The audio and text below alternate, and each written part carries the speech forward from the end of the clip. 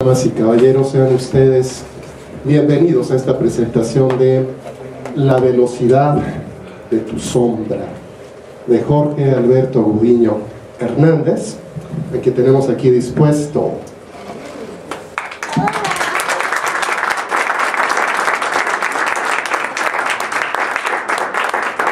Les queda claro dispuesto a qué, ¿verdad? Una vez ya que estuvimos presentando, me lo acabas de recordar, colega, le tocaron golpes. Estaba aquí el comandante Susunaga y le puso alguno que otro cachazo. Cierta persona lloró, no vamos a recordar quién, porque se impresionó. Pero aquí estamos todos en otro plan. Ahora no creo que te golpeemos, quizás. Para presentar esta novela están con nosotros la dichosa Laura Barrera. Qué pinches, ¿no? Laura García, dichosísima, tiene el don de la ubicuidad. Estuvo en la Capilla Alfonsina, estuvo en la Feria de León, en el Festival del Libro y la Rosa. ¿En cuántos lugares más? Ah, cierto, por cierto, muy bien, me aprendí algunos pasitos que no me salían muy facetos. Laura pidió que yo cantara, no lo voy a hacer, disculpen. ¿O sí? Bueno. Y acá a Ricardo Rafael, a quien leemos con mucha atención y con mucha afición. Es uno de los líderes de opinión que más se sigue en este país, y algo ha de tener a su favor, por algo te leemos todos nosotros. Y bueno, ¿sabe qué sí voy a contar?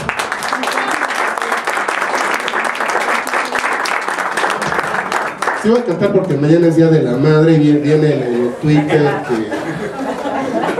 Oye mami, no tengo dinero, ¿qué te parece si te canto el ratón vaquero? Como cuando estaba en la primaria. En la ratonera ha caído un ratón, con sus dos pistolas y su traje de cowboy. Y Susunaga nomás tenía una y se puso a matar gente en esta novela. Los dejo con nuestros presentadores. Gracias.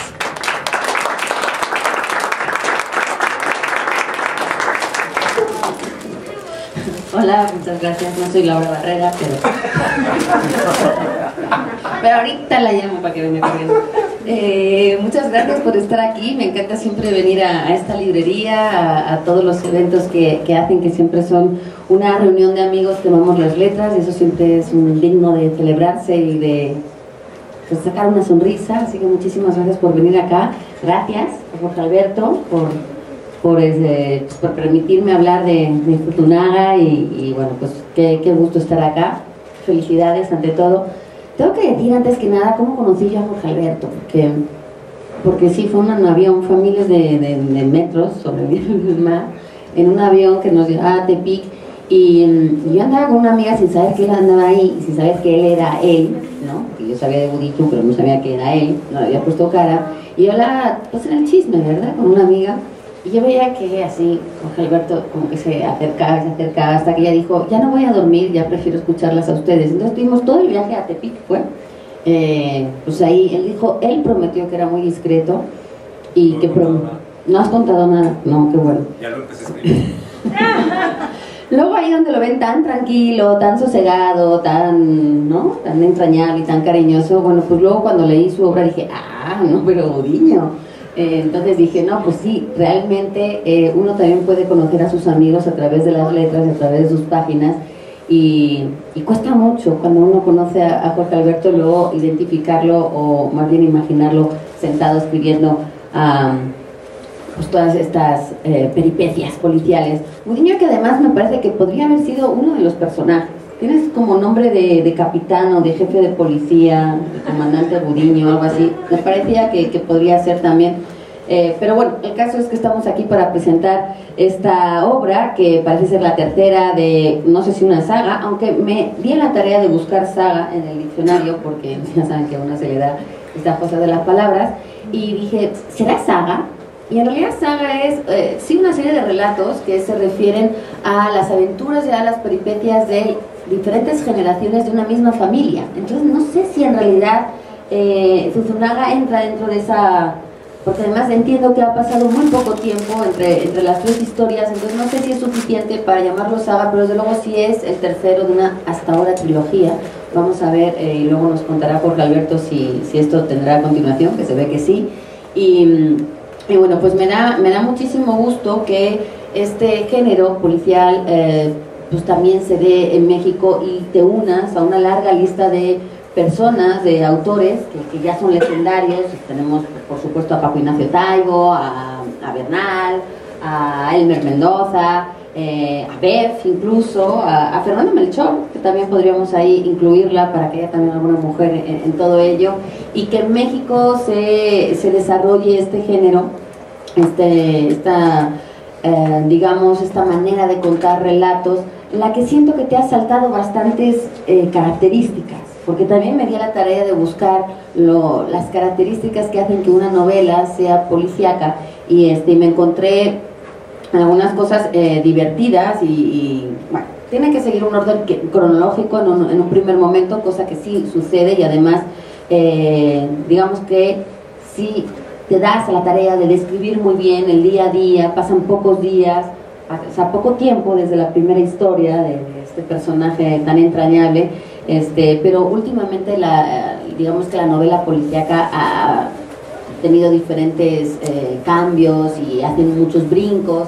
Lo que sí es cierto es que tiene que haber algo que nos atrape la atención, donde una cuestión criminal sea el eje que mueva todo lo de alrededor. Y si bien al principio la novela policíaca basaba todo en el argumento, en ese momento para esclarecer un crimen, un asesinato o lo que fuera, ahora mismo pues creo que también se hace mucho hincapié en la personalidad, en las cuestiones psicológicas que rodean a las personas y a las razones por las que se comete un crimen o se esclarece un crimen. Entonces me parece que en tu caso has logrado que sí darnos muchos datos sobre Zuzunaga, que es una persona bastante detestable y bastante odiosa, pero la que no sé por qué terminas queriendo de alguna forma. Dices, bueno, pues este ser tan asqueroso podría ser alguien cercano a nosotros, un vecino, un compañero de trabajo. Todos tenemos un Zuzunaga de alguna manera con ciertas características cerca, pero Zuzunaga me gusta porque pide los sopes sin cebolla. Sí, yo pido todo sin cebolla y la gente me mira muy raro, y sé lo que significa que la gente te rechace, ¿no? Ay, que tiquismiquis, ¿no? Con la cebolla. Bueno, eso me une a Zuzunaga. No sé si es bueno o malo, pero me hizo quererlo un poco. Me hizo quererlo porque Zuzunaga yo creo que es un poco así, porque siempre fue el último de la lista. En las aulas, en las escuelas, cuando pasaban lista, pues Zuzunaga siempre le tocó ser el último. No creo que haya, bueno, con Zuzu yo creo que estamos casi seguros de que siempre fue el último de la lista, a no ser que invirtieran en el orden alfabético, entonces ahí sí. Me gusta porque hace mucha alusión y tiene una relación con la comida muy particular, y me gusta la gente que además lo narra. Uno se puede imaginar a un detective, a un investigador, algo así, pues fumando y tomando cerveza. No, toma licuados de mamey, lo cual le hace un ser entrañable, es una cosa muy no, un poquito cerdo, pero eso ya pasa. Y me encanta porque dice petricor, y eso es una de, bueno, yo que escribí un libro sobre palabras raras, petricor era una de ellas, y que lo diga Zuzunaga, y que además reparen ese olor a tierra seca, recién mojada por las primeras lluvias, eso es petricor, pues me pareció que era algo también que me unía. Entonces me sorprendió, me aterró un poco tener tantas cosas en común con él, pero hizo que me gustara. Me gustó de esta novela que la Ciudad de México es un personaje, y además un personaje no como un escenario, no como un lugar en el que suceden los hechos, sino como realmente alguien que afecta a los hechos.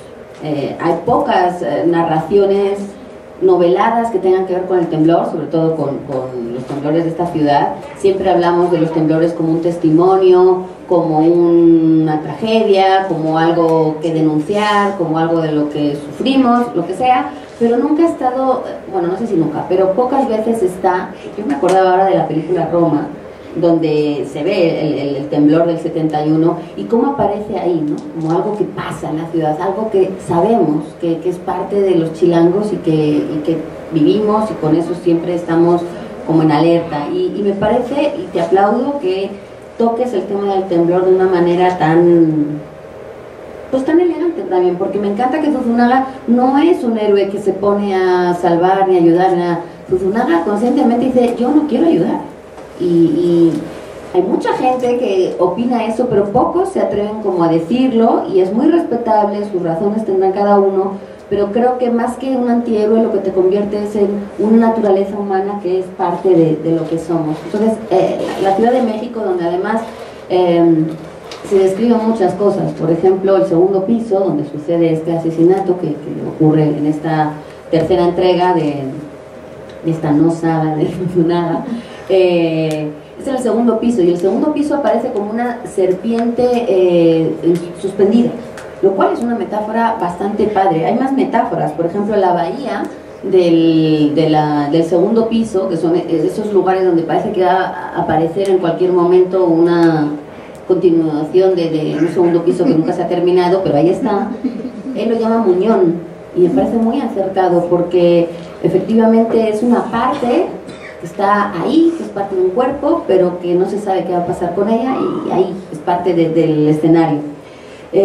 Hablas de la autopista urbana, y me encanta que hables de la autopista urbana cuando me parece a mí un pleonasmo brutal, porque ¿qué puede ser autopista más que urbana? No he visto otro tipo de autopista, ¿no? No he visto una autopista natural, una autopista animal. No sé por qué se le llama autopista urbana, pero es parte también del léxico que usamos los habitantes de esta ciudad. Me gusta tu humor, me gusta cómo haces que una situación muy desagradable, un momento en una morgue, una conversación tensa, una sospecha de asesinato, se convierta en un momento para hacer bromas, para sacar una sonrisa, y uno leyendo este libro se sorprende riéndose de cosas que no debería, pero es como este humor negro que dices y ya, ¿no? Y como la lectura es un acto a veces muy solitario, pues está estupendo porque uno puede reírse de lo que le dé la gana.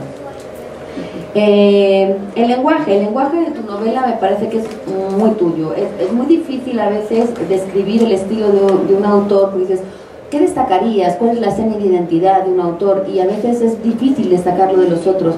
A mí me parece que Jorge Alberto ha conseguido que la gente lo identifique por ese uso de segunda persona del narrador, que me volvió loca en bastantes momentos, pero que te atrapa, porque luego entendí que ese uso del narrador en segunda persona, que justo no es una característica de las novelas policíacas, hace que uno esté más atento, que uno se permita poder describir situaciones que de otra manera en primera persona no podría, y ese uso del narrador me parece que a veces hace que uno se sienta dentro de la escena, y es raro, y es peculiar, y es tuyo. Entonces me gusta que haya unas características que te conviertan en Gudiño, esa parte de la lista de la novela policíaca en México. Me gustan los libros que me dan palabras, y tú me diste por lo menos esta que apunté, hubo muchas que están ahí subrayadas, pero esta la apunté, Acápite, que no conocía y que no entiendo muy bien si es un párrafo o su segunda acepción, que es un texto breve posterior al título que aclara el contenido del artículo que encabeza. Me encantó. Ya la quiero yo para mí, no sé cuándo la voy a usar, pero Acápite, porque además es esdrújula y me encantó.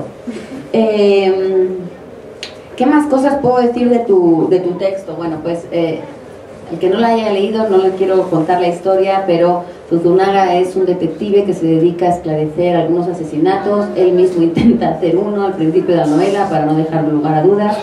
Y lejos de hacerlo con honestidad y por las buenas razones que uno podría decir que alguien se dedica a esto, él lo hace simplemente en busca de dinero, de fama, y pues no sé, porque le hace sentir algo bastante egoísta dentro de sí mismo. Dejas abierta la puerta para seguir sabiendo de Zuzunaga. Zuzunaga es alguien que se mete en la cabeza y que termina por estar contigo, por acompañarte y por querer saber más. Así que yo tengo preguntas para ti que diremos al ratito cuando ya hayamos hablado todos, y pues les recomiendo mucho la lectura, porque creo que la novela policíaca en el mundo en general hemos tenido grandes representantes, por supuesto, todos tenemos en la cabeza al zurdo Mendieta, a Sherlock Holmes, a un montón de detectives que se han hecho legendarios y que ya son personajes de dominio público. Yo espero que Zuzunaga también lo sea ya y que pronto las nuevas generaciones salen de él como un referente de alguien con unas características muy particulares, pero que desde luego forme parte de nuestra literatura. Así que viva la novela policíaca, que creo que además goza de muy buena salud en este momento.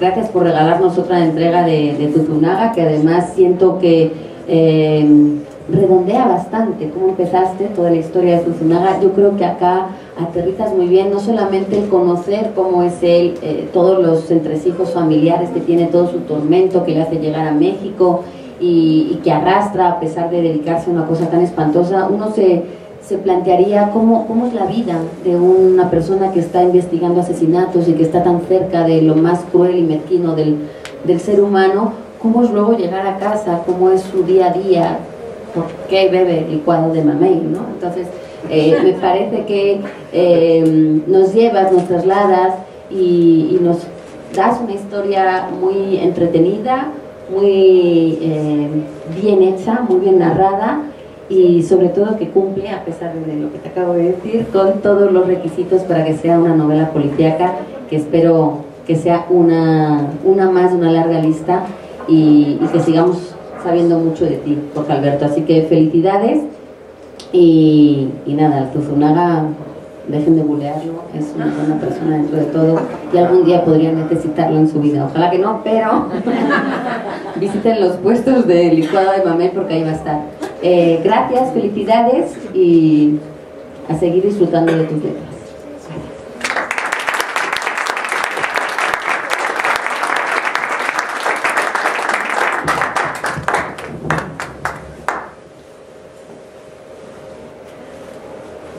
Me da mucho gusto compartir las reflexiones que me ha despertado Alberto. Yo diría, a partir de las novelas previas y desde luego de esta, como ya mencionó Laura, que hacen una saga. Yo, como Laura, tengo que contar cómo llegué. No fue en un avión, afortunadamente no fue en una reunión entre cofrades de la literatura, ni siquiera en un club de elogios mutuos que abundan. Yo lo conocí porque un día me quejé amargamente, y no recuerdo con quién, es una fortuna, que me hacía falta encontrar descripciones más finas, más agudas de esta realidad que nos está tocando vivir a nuestra generación. He sido ávido lector de la narconovela, he sido lector de los intentos por describir el horror.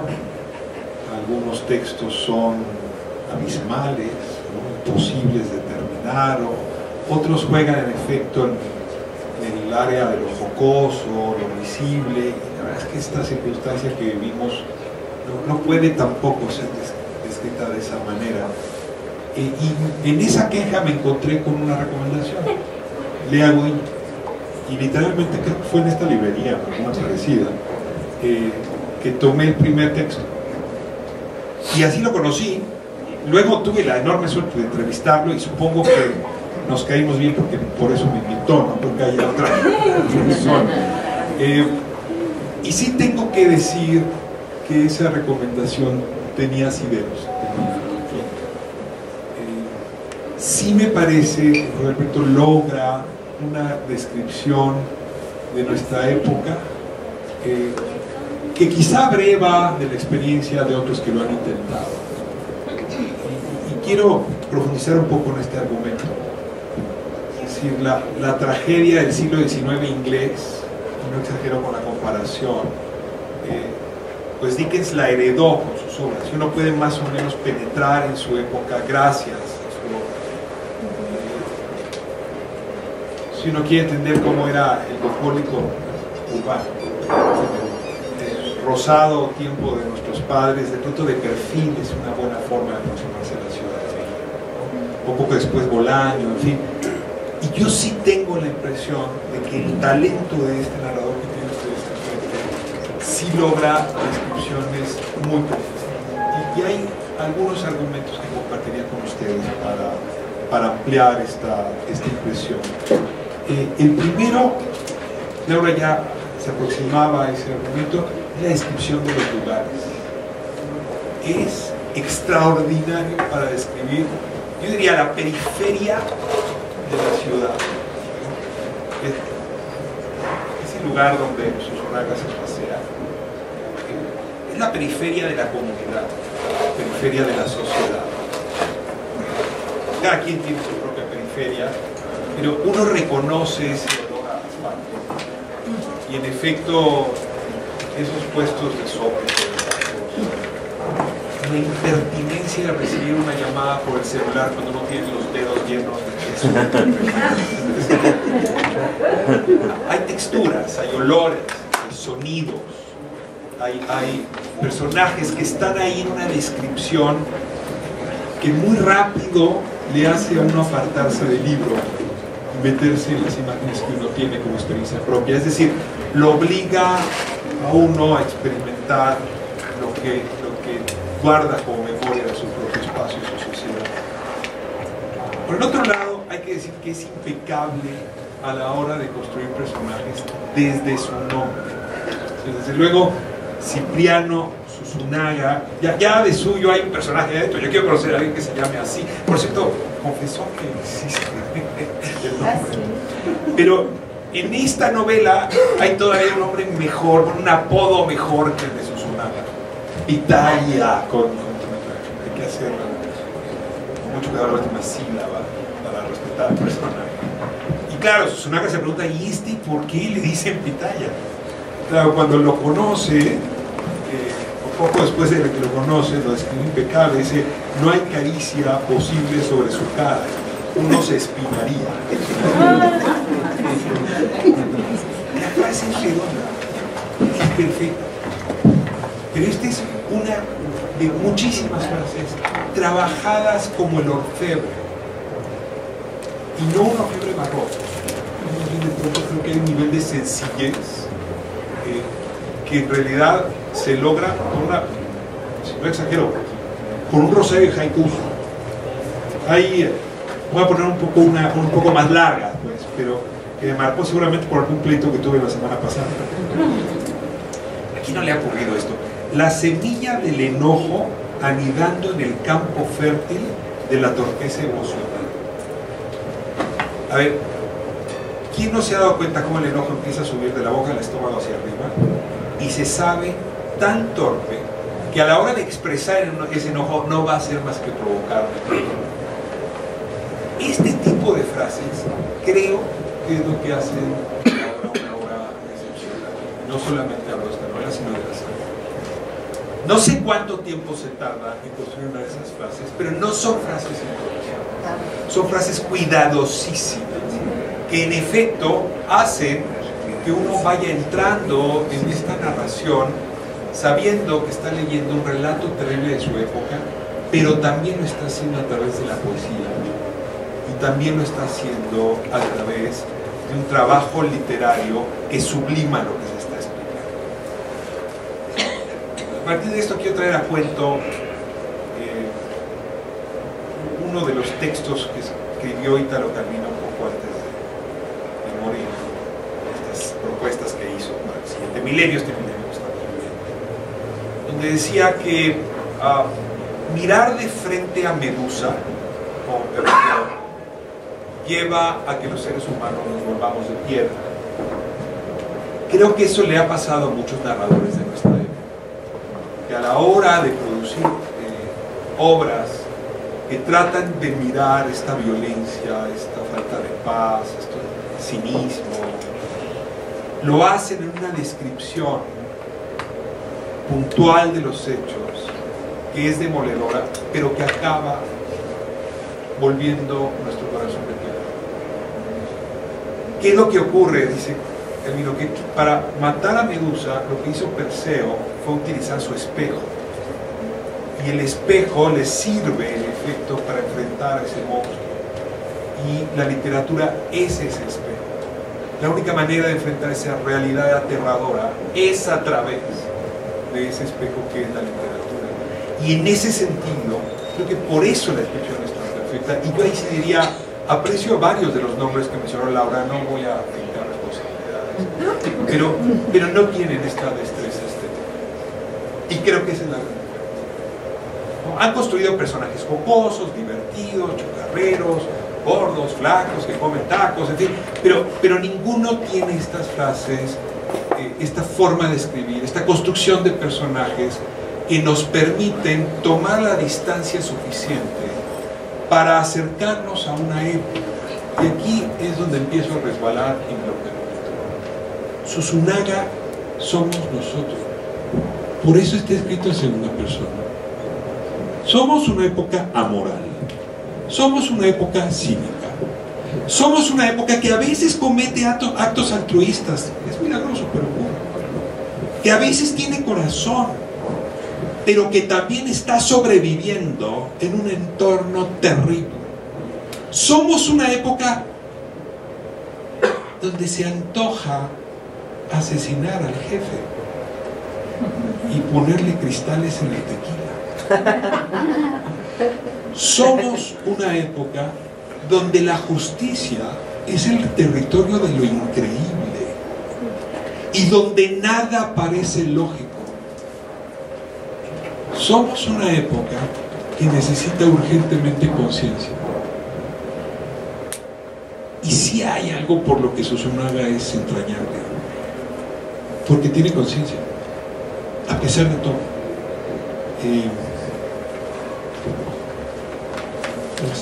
No sé si la tengo en la mano y si no la puedo. Pero esta frase casi cuando arranca el libro y dice, ya no eres el de antes, ya no eres capaz de cualquier cosa. Eso solamente lo puede decir alguien que tiene ciencia de sí mismo. Y no creo, con esto concluyo, que este efecto se hubiese logrado si se escribía en tercera persona del singular o en primera persona del singular. Solamente se podía construir señalándote a ti que eres Susunaga. Esto en teoría es genial, pero a ver quién se anima a echarse 3 libros en segunda persona singular. Se requiere talento, se requiere una habilidad enorme para que no sea tedioso, sino al revés, para que te vaya llevando. Las primeras páginas siempre de los 3 libros sí requieren ir entrando a la cuerda y empezar a saltar, pero hay un momento que uno ya está en ese territorio que Jorge Alberto construye. Te felicito y sigo disfrutando mucho esta literatura. Sí me parece que estás trascendiendo la época. Y sí creo que aquí hay una descripción que, insisto, sin exagerar, va a permitir a otras generaciones mirarnos con condescendencia, con pena, por la época que vivíamos. Pero quizá también encontrarán ahí las semillas de lo que hicieron que ese país y esa sociedad cambiara. Espero para mejor. Muchísimas gracias.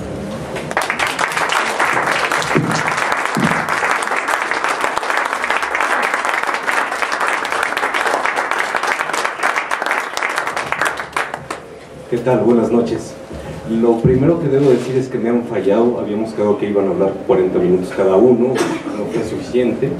Lo segundo que debo decir es que estoy muy triste porque ya un amigo y yo habíamos bautizado esto como la Susunaga y entonces ahora tenemos un pequeño problema lingüístico. Y lo tercero que quiero decir, Laura contó cómo nos conocimos, Ricardo contó cómo nos conocimos, iba yo a dar mi versión de por qué los había invitado. Es completamente inútil mi versión de por qué los había invitado. Basta decir que acerté. Y creo que lo notaron. Pues han dicho cosas que siempre me da trabajo contestar a cuando hablan así, sobre todo de mis libros, entonces mejor no digo mayor cosa al respecto. Mil gracias Laura, mil gracias Ricardo, son tremendamente generosos con lo que han dicho. Les quiero agradecer a todos ustedes por estar aquí. Hay gente que no veía yo hace muchísimo, y hay gente que yo no veía hace muchísimos años y ahora se ve más joven, entonces me deprimen mucho. Quiero agradecerle evidentemente a Gandhi, ya no está, bueno, también Paco, que andaba por ahí, y pues ustedes prometieron un bombardeo, entonces estoy más que dispuesto. Yo quería decir algo respecto a lo que dijo Ricardo. No tomen ideas de lo del jefe y los cristales en la cocina. O sea, igual pueden tomar algunas ideas, pero agua, porque días malos tenemos todos. Calma, respiren, vengan a la Gandhi, cómprense un libro y luego ya tranquilamente se regresa. Yo quiero saber por qué en la novela policíaca tú has encontrado esa manera de contar justo lo que decía Ricardo, esta sociedad, este momento, estas inquietudes que supongo que todos tenemos, y cómo llegas a investigar, porque si bien hay una historia y la cuentas y eso se puede escribir, evidentemente tiene que haber mucho rigor también de a quién estás describiendo y no te aventaste a cualquier personaje, ¿no? Susana es todo un personaje, pero además tiene una profesión en la que uno no puede ensayar ni improvisar. ¿Cómo fue para ti el acercarte y de qué te alimentaste para contar, por ejemplo, cómo es un departamento policial como este, una morgue donde está Pabilo ahí haciendo de las suyas? ¿Cómo fue este acercamiento tuyo a este mundo oscuro? Bueno, lo primero es que a mí, yo he escuchado muchas veces a lo largo de muchos años que el género policíaco es un género menor.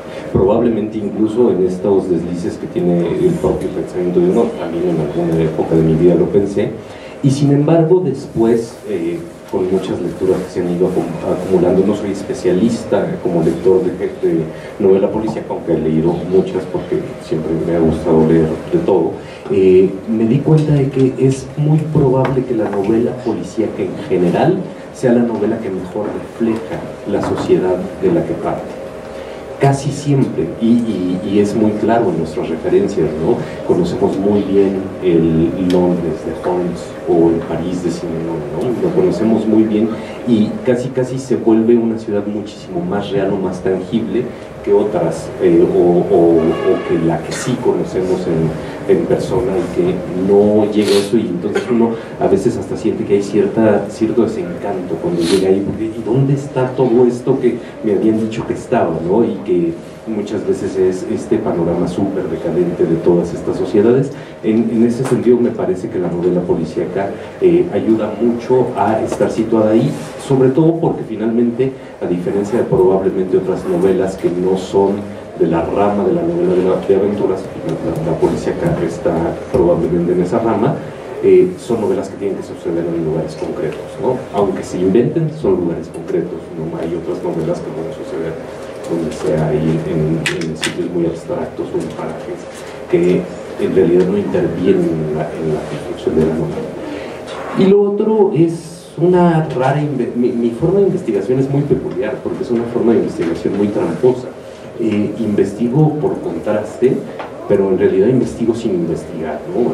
Veo lo que sucede, esto nada más es un ejemplo, veo lo que sucede en CSI, y digo, no puede ser, esta morgue está más limpia que mi cocina, esto es imposible, ¿no? Eso es completamente inverosímil. Entonces construyo una que sea un poquito más sucia que mi cocina, para que es mucho más sucia, para no sentirme mal y para no creer que así son todas. En realidad yo nunca he ido a una morgue, nunca he ido al Cinefoy, como que para que sí he probado licuado de mamey, me gusta, y sope sin cebolla también me gusta, pero me parece que esta investigación es más bien como una construcción de lo que uno va aprendiendo de vivir en esta ciudad. El Fresno, que es la colonia donde empieza Tus Dos Muertos y que después es a donde regresa Susulan en La Velocidad de tu Sombra, es una colonia que yo conozco bien. Le cambié el nombre, pero es una colonia que estaba pegadita a la colonia donde yo viví toda mi infancia, adolescencia, y donde he vuelto y por la cual transito. Eso no quiere decir que me meta a cada uno de los locales, nada más a los de comida, sí, eso sí, sino es que eso es también una respuesta respecto a la ciudad. La Ciudad de México es una ciudad en donde uno puede comer cada 100 metros. No hay lugar en esta ciudad donde uno no pueda comer, uno sale y come, bueno, ¿no? Hay quienes sí se contienen. Entonces, en realidad no es que haya un rigor de investigación sobre los procesos, porque justo lo decía Ricardo, en esta ciudad y en este país la impartición de justicia es inverosímil, entonces puede suceder cualquier cosa, ¿no? Puede suceder que, como en La velocidad de tu sombra, se roben a los habitantes de la morgue, es que hay niños, pues el año pasado en Guadalajara se paseaban, ¿no? La verosimilitud, en realidad, me parece que a nuestra realidad la verosimilitud le da más trabajo que las novelas, ¿no? Es complicadísimo comprarse la idea de que así es como funciona el sistema de justicia. Entonces quise jugar un poco con eso, porque también me ayudaba a construir el personaje y porque también me ayudaba a construir la trama en estas múltiples desviaciones que se podrían hacer del aparato de justicia. Me toca ahora a mí. Desde tus dos muertos y antes, este personaje Nat es como el contraste entre tu cocina y la morgue. O sea, no tiene nada que ver con Cipriano Osuna. Tienes una frase que describe bien a esta chica. Dice: la imagen idealizada de la indefensión. Más que golosinas y cigarros, porque la conoce fuera de los velatorios cargando a su niña, más que golosinas y cigarros, vendía su propia decadencia y la gente pagaba por ella, por el dolor propio, por la llovizna mojando a una bebita. Y este horrible Zuzumara, habitante del Fresno, que odia a su jefe, que tiene anfetamina, adopta a Nati, a su hija, y son los personajes que le dan luz a eso que llama casa. Yo sí necesito saber de dónde salió Nati, o sea, cómo ocurre ese contraste. Hay varias respuestas a tu pregunta. Cuando estaba escribiendo Tus dos muertos, yo necesitaba algo que volviera más humano a Zuzumara. Era un personaje que corría el riesgo de volverse muy maniqueo, corría el riesgo de volverse muy malo, y estaba buscando cómo hacer eso y jugar con su posible ambigüedad moral o su posible ambigüedad emocional, sobre todo porque había yo tomado una decisión probablemente incorrecta en ese momento, que era tener a la hija lejos, entonces no había con quién establecer ese vínculo. E iba yo manejando y en un semáforo vi a Nati y a la hija. Pues no era Nati la niña, pero era una niña de 15 años cargando una bebita, la cara sucia, chispeada. He vuelto muchas veces, he dado vueltas y vueltas y vueltas. Evidentemente es una imagen nada más, ¿no? Toda la historia posterior la fui construyendo, pero además jugué, segunda parte de la respuesta, con la posibilidad de un final ambiguo en Los dos muertos. Es decir, Zuzumara se para afuera de los velatorios, se baja y le dice a Nati, a la niña: vénganse, sabiendo además cosas poco convenientes de Nati, ¿no? sobre todo sobre la paternidad de la niña. Entonces la sube a su coche y se las lleva a su casa, y ahí acaba la novela. Ya les dije el final de la primera, estamos presentando la tercera, pues uno tiene que hablar de al final dice: comienzas a llorar. Ajá, porque no sabe qué hacer, porque en realidad ahí justo de manera más o menos natural podrían entrar dos posibilidades, ¿no? La de que fuera a adoptarlas o la de que fuera a ejercer el poder. Y esas son las dos líneas que me parece que ha estado persiguiendo Zuzumara a lo largo de toda la serie. Bien. A lo largo de toda la serie, que es: Zuzumara empieza las novelas siendo un comandante defenestrado, ¿no? Y entonces llega a la Ciudad de México y tiene que ir viendo cómo reconstruye o recompone su vida. Una en el sentido de lo emocional, de crearse una familia o de intentarlo, y la otra en el sentido del poder, de que quiera recuperar ese poder que algún día tuvo, porque finalmente supongo, yo no tengo mucho poder, en mi casa que vivimos 4, yo soy el cuarto en la jerarquía, supongo que se extraña. Y me da la impresión de que a lo largo de las novelas va notando que es incompatible tener las dos, o al menos para él es incompatible tener las dos. Entonces Nat me servía en la primera como esa posible, y ahora en la segunda y en la tercera estamos viendo hacia qué lado se carga la balanza. Esa pregunta es muy difícil. Pues prepárate respondes para- muy bien, ¿eh? No Sí, será tan exacto. difícil.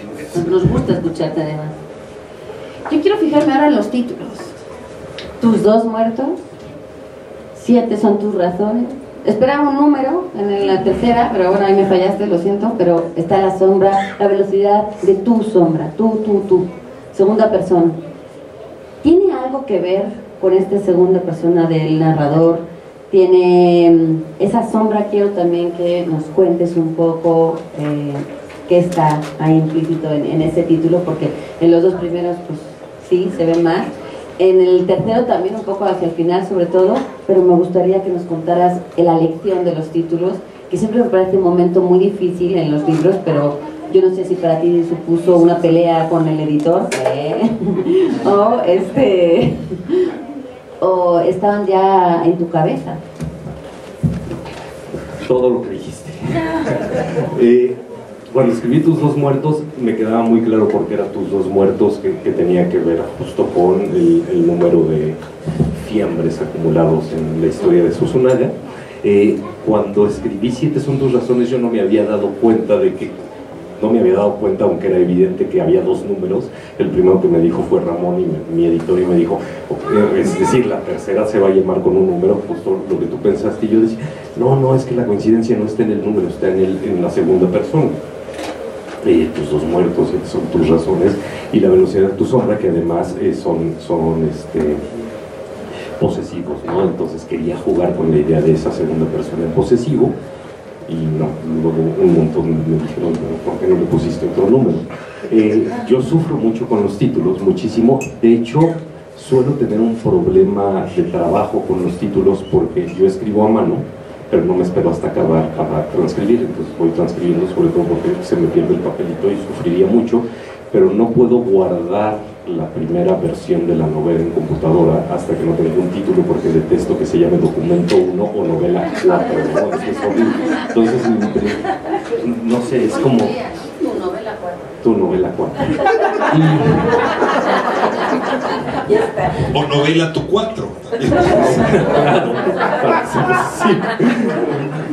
Pero además ese es imperativo, ¿no? Sí, está. Ok, sigue. Ya están dando primicias y posibilidades del nombre de la que sí. Y la velocidad de tu sombra surgió porque, aun cuando yo ya tenía más o menos pensada la historia, un día me senté a hablar con un amigo de la infancia, mi primer amigo, no sé, cuando yo tenía 8 meses de edad, no hablábamos, supongo, y después dejamos de hablar 25 años, y un día me encontré en una fiesta infantil y platicamos, y él es científico y se dedica, tiene un postdoctorado en física y cosas así, y entonces siempre cuando hay personas que saben más cosas que yo, de las que yo no sé nada, les pregunto, ¿no? Y eso, 4 horas después de la fiesta infantil, me enteré que se podía diseñar un experimento en que la sombra viajara más rápido que la velocidad de la luz. Y dije, wow, eso quiero. No, yo no lo voy a explicar. No se puede.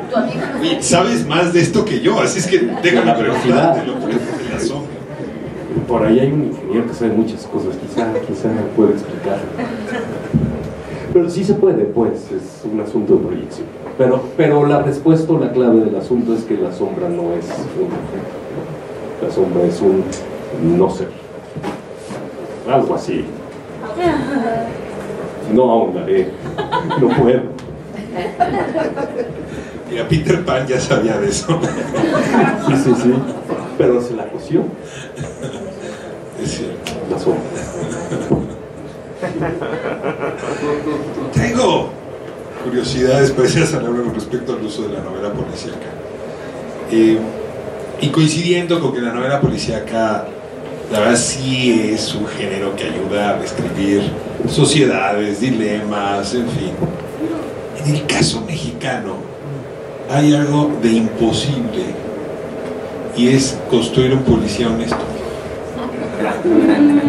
Saludos a todos los policías. No, me acuerdo mucho, la mayoría aquí tienen otra edad, pero recuerdo una película que se llama Llámenme Mike, que era una película de estas de culto, de haberla vendido en algún puestito que hay una mano, que era un policía como Susunaga más o menos, que un día sufre un accidente y entonces queda, no en coma, pero sí en una suerte de estado vegetal, donde solamente veía la televisión. Y mientras veía la televisión, pasaban programas de estas, que estaban en el canal 5, ¿no? Como, no sé, Hawái 5.0, alguna cosa así. Y claro, eso reeduca a Mike. Entonces, cuando Mike sale del hospital, imagina este policía de este corte, se detenía ante los semáforos y estaban en rojo. O sea, no cruzaba la calle, ¿no? Pedía permiso, en efecto, y dejaba pasar a las damas. O sea, y era una cosa tan ridícula que un policía mexicano no se pasara los altos. Que ese día me quedó claro que era muy difícil hacer un personaje como los hay en otras literaturas, ¿no? Los de Henny Mankell, los de... Ahora confirmo que esto sigue vigente. No sé si vieron ahora la serie Tijuana en Netflix, que en lugar de buscar un policía, buscan un periodista. Ahora resulta que los periodistas somos el sucedáneo en la novela policíaca mexicana del policía extranjero.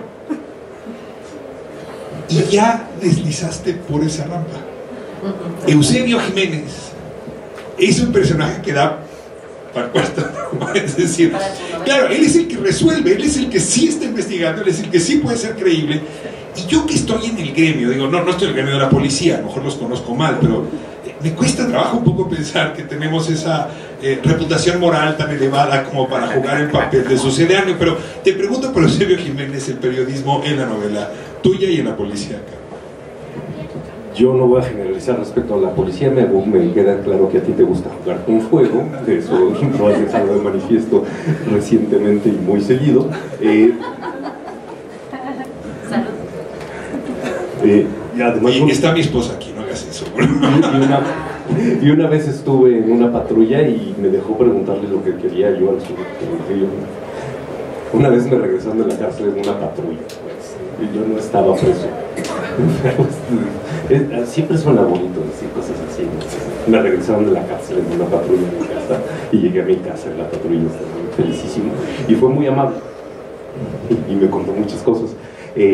No me dejó apretar los botoncitos, pero me queda claro que la idea la compartimos todos, ¿no? Que la policía es un asunto tanto más peligroso como la delincuencia, porque finalmente sabemos que tristemente están emparentadas o hay tratos entre las dos partes, y de ahí que me resultara imposible escribir un Susunaga bueno, ¿no? Sería completamente inverosímil en el contexto, o más que inverosímil, porque incluso suponiendo que Susunaga fuera un policía probo, o como supongo que se llama Mike, en la película le llaman Mike, o como Mike, pues lo más probable es que ese personaje en la esquina no pasara de la esquina, ¿no? En cuanto intentara hacer o ejercer la justicia de la manera más ortodoxa o de la manera ideal, algo le pasaría, ¿no? Que es lo que le pasaría prácticamente a cualquiera de los detectives clásicos en la Ciudad de México, ¿no?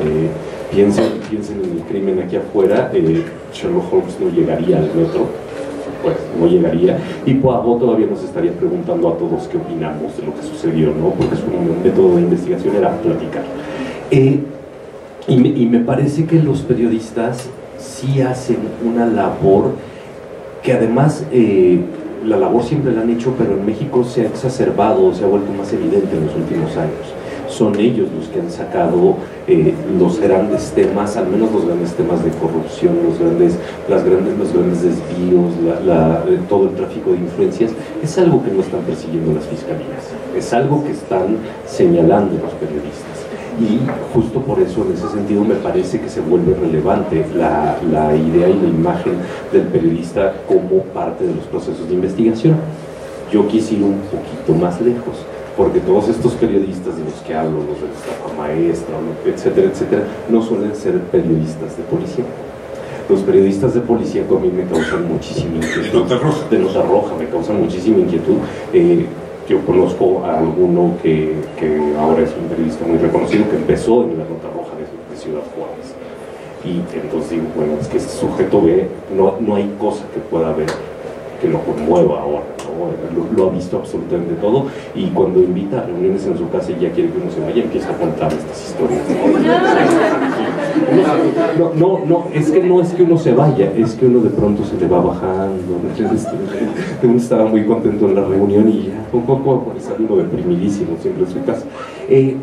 Y quería utilizarlo en un asunto como de motivaciones. ¿Qué hacemos con estas personas que trabajan en labores que son tan difíciles desde el punto de vista emocional? El periodista de nota roja, el médico forense. Los médicos forenses me causan muchísima inquietud, porque como que hay ahí una paradoja en su acción o en su ejercicio profesional, ¿no? Entonces justo por eso los voy escogiendo, y sí, a la larga es el que le interesan. Sin embargo, me parece que Susunaga se deja convencer no por esta idea de justicia, sino porque está pensando en cómo encontrar de nuevo este poder, o cómo encontrar una retribución de las que ya no tenía.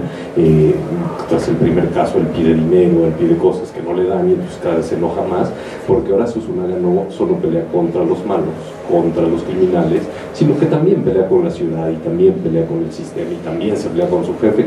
Entonces, como que necesita a veces un poquito de ayuda, y me parece que Eusebio Jiménez le sirve un poquito. No sé si andamos bien de tiempo, pero yo ayer que estaba, no les quiero contar mi vida, pero ayer estuve en un MP bien padre, y me llevé este libro.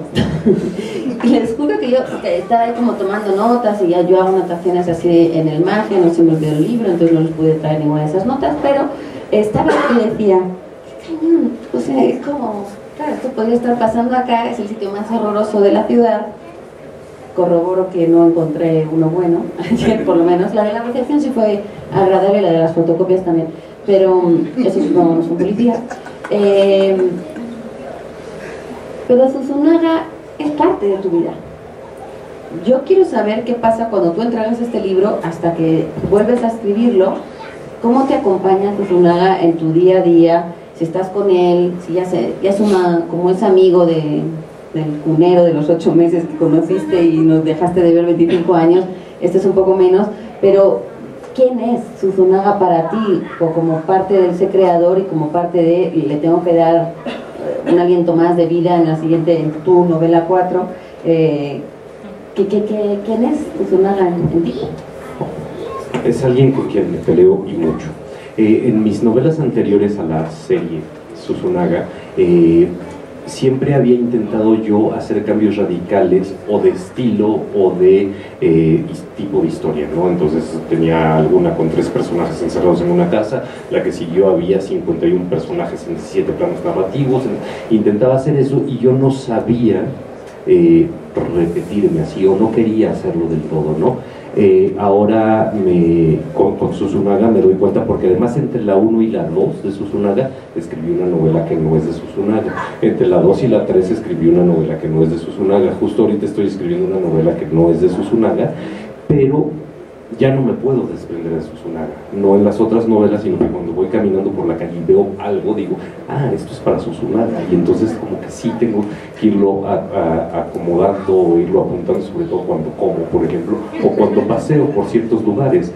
Hay un recorrido en La velocidad de tu sombra que es por un pueblito adentro de la ciudad, que evidentemente yo estaba metido en el pueblito por adentro de la ciudad sin poder pasar hacia ningún lado y sin escape alguno, que dije, claro, esto es para Susunaga, ¿no? Entonces cada vez, pero no es mi amigo, no me cae muy bien, tiene algo de peligroso, pero sí hace que constantemente esté pensando, o no que yo diga, voy a pensar en Susunaga ahora que salga a la calle, no, yo voy por la calle y a veces veo algún detallito de la calle, de las personas, de sus actitudes, y digo, esto me podría servir para Susunaga, para irlo sumando a su causa. La última pregunta que te haría, es muy evidente que eres una buena persona. La manera como cuentas esta historia, la manera como intervienes, como narras tu vida, ¿sí? No habría duda posible. ¿Cómo una buena persona se va imaginando dilemas de personas tan malas? Es decir, ¿cómo te paseas en ese laberinto de cuatros, de trampas? O en otros términos, ¿por qué son esos dilemas éticos, morales, los que te han atraído para acercarte? Y casi te preguntaría si, como lo de la cocina y la morgue, si te ayudan a vivir un poco mejor. En realidad creo que hiciste dos preguntas. La primera más o menos la contestaste tú hace rato, Ricardo, cuando dijiste que todos queríamos asesinar al jefe. Me queda claro que tú también eres una buena persona, creo. Peligrosa, pero buena, ¿no?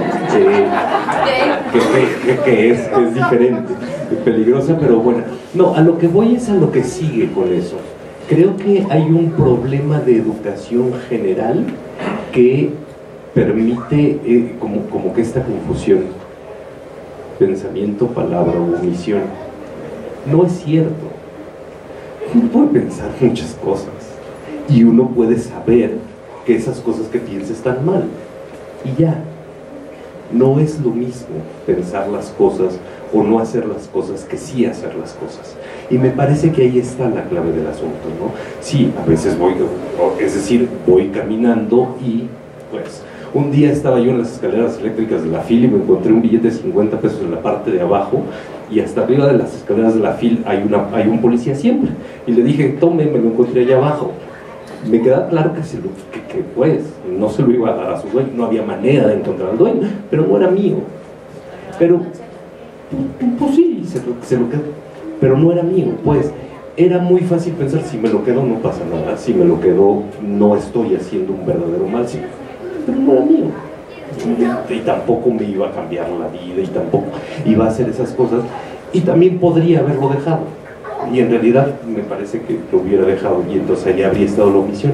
Y me parece que en ninguno de los tres casos habría habido maldad, y tampoco bondad, ¿no?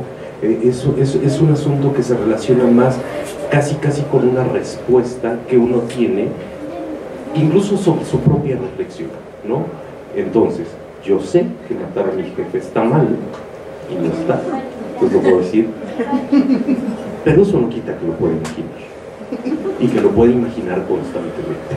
Mi esposa ha confesado muchas veces, mi esposa que anda por allá, ha confesado muchas veces que muere de ganas de tener una camioneta blindada enorme para pasar encima de todos los impertinentes. Maneja mucho.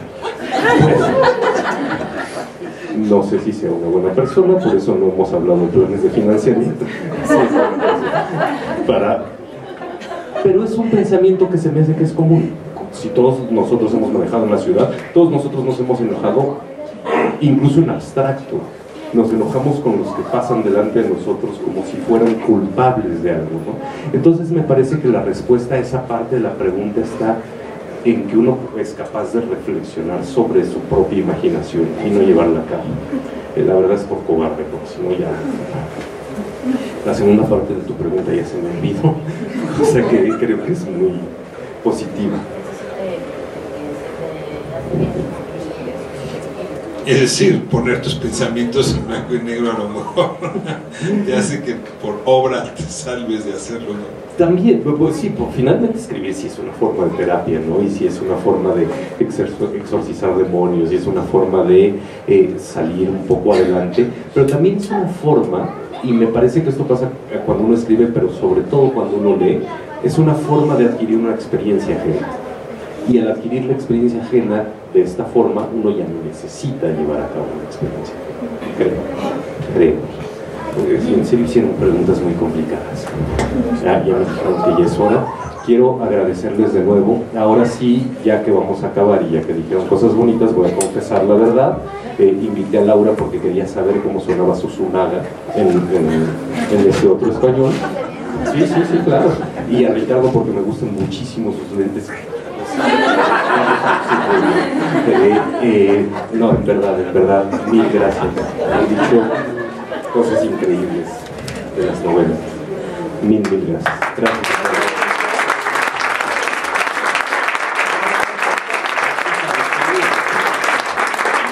No sé cómo estamos de tiempo, Ramón. Es que Ramón conduce.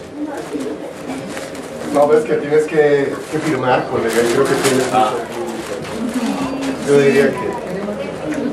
Gracias.